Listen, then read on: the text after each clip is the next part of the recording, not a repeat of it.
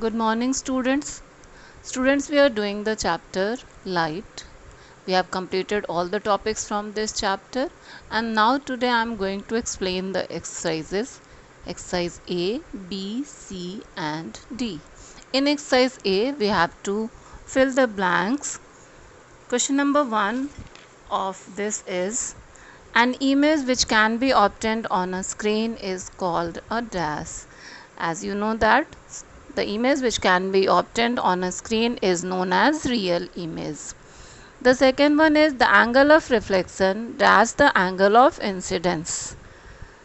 The angle of reflection equals the angle of incident. Number 3, the incident ray, the normal we have to fill in the blank. The incident ray, the dash at the point of incidence, and the reflected ray all lie in the same plane. As you know that this is one of the law of reflection. So we will fill the incident ray, the normal at the point of incidence, and the reflected ray all lie in the same plane. Now question number 4. The point where a concave mirror forms the image of a very distant object is known as the dash of the mirror. Students, that point is known as focus of the mirror. So we will write focus in the blank. Now question number 5. A spherical mirror that always forms a virtual, erect and diminished image of an object is a dash mirror. It is a convex mirror which always forms a virtual, erect and diminished image of an object. So we will write convex in the blank. Question number 6. Eye specialists use ophthalmoscope which is fitted with a concave mirror. So we will write concave in the blank. Now exercise B, in which we have to write true or false for the given statements. Number 1 is the image formed by a plane mirror shows the right side of the object as its right side and the left side of the object as its left side. No student, the statement is wrong. So we will write false in this statement. Now question number 2. When we stand between a pair of parallel plane mirrors, we can see an infinite number of images. Yes, due to multiple image formation, we can see infinite number of images. So we will write true. In question number 3, a concave mirror can never form a virtual image of an object. This is false. Question number 4.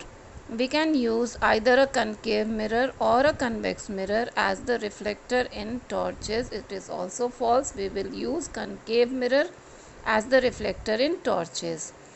5. Motor vehicles generally use either a plane mirror or a convex mirror as their rear view mirror. Students, this is the right statement. So we will write true in front of this statement. Now exercise C, in which we have to take the correct option. Question number 1 is the angle of incidence equals the angle between the incident ray and the options are mirror surface, normal at the point of incidence, reflected ray, line inclined at 60 degree to the mirror surface.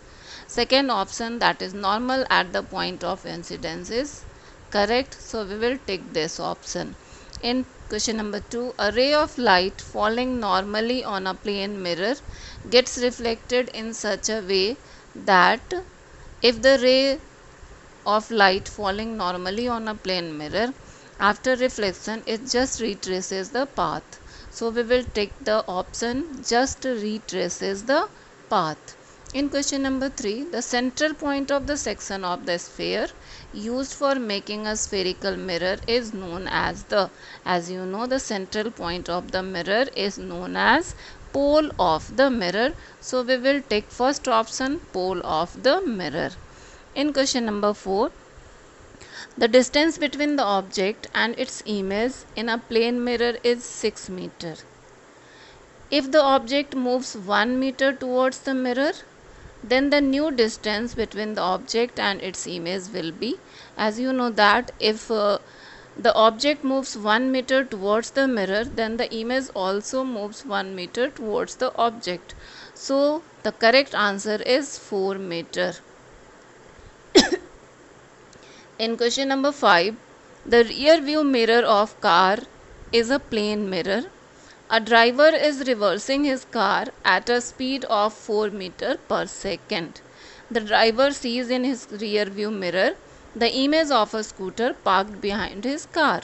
The speed at which its image appears to approach the driver will be, if the uh, speed of mirror is 4 meter per second and the object is stationary, so as you know that the speed of image will be double of the speed of the mirror. So the correct answer will be 8 meter per second. So we will take 8 meter per second. Now we will do exercise D, in which we have to answer the questions in brief. Question number 1 is, explain clearly the difference between a real image and a virtual image. Give one example of a virtual image. Students, as you know that real image is an image which is formed by actual intersection of reflected light rays, and virtual image is an image which is formed by apparent intersection of reflected light rays. And the example of virtual image is the image formed in a plane mirror. Question number 2.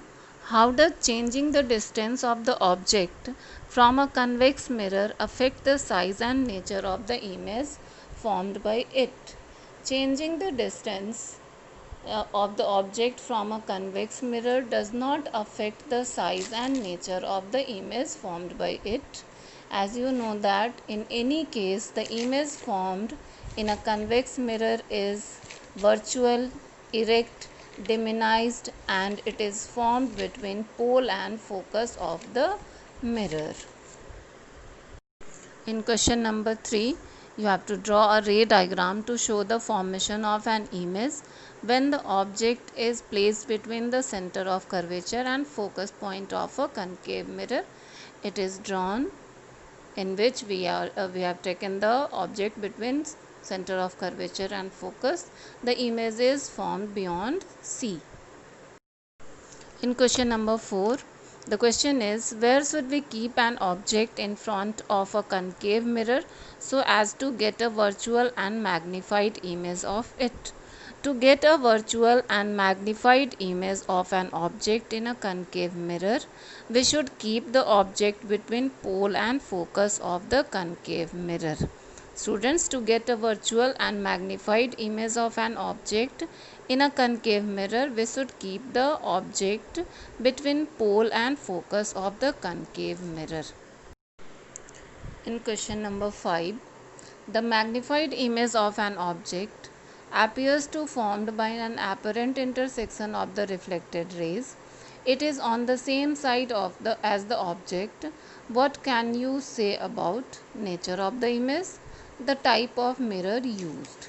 Now answer of this question. The magnified image of an object appears to be formed by an apparent intersection of the reflected rays. It is on the same side as the object. Then nature of the image is virtual.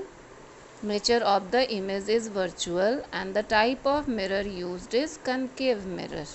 In this case, nature of the image is virtual and the type of mirror used is concave mirror.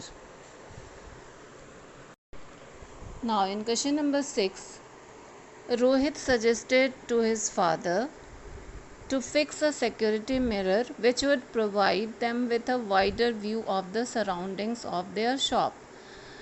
Now you have to name the type of mirror that Rohit must have suggested to his father. Also mention the basic characteristics of the image formed by this type of mirrors. Now answer of this question.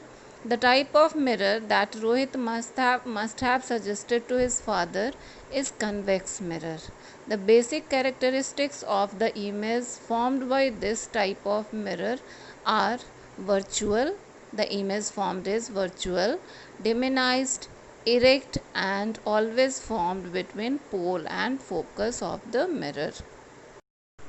In question number 7, state the type of mirror that the following items objects would correspond to.